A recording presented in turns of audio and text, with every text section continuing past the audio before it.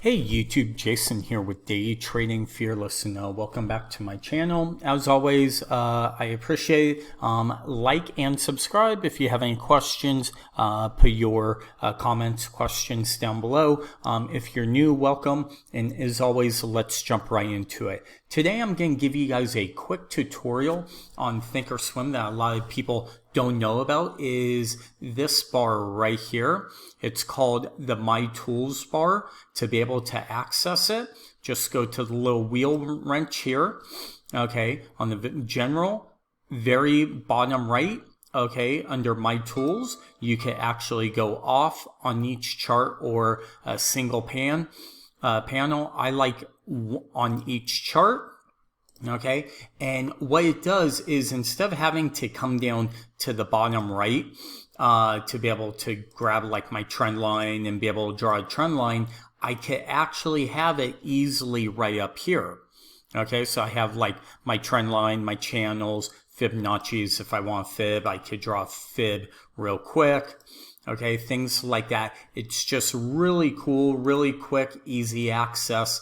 The other thing is this little wheel, kind of a wheel wrench. If you right click that, you can actually rearrange these. So if I want to change these two around, I can.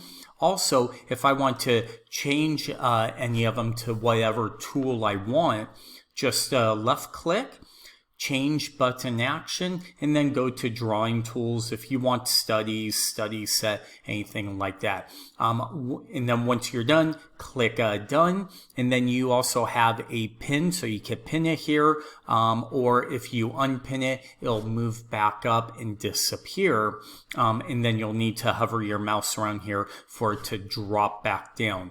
And then finally, the really cool thing is you can even put new charts, right? So like I have via my styles, one of my study styles here, right? Load style.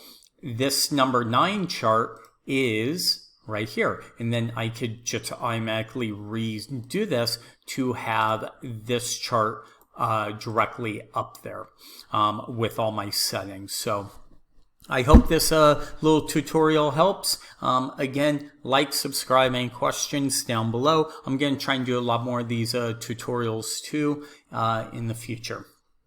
Thank you.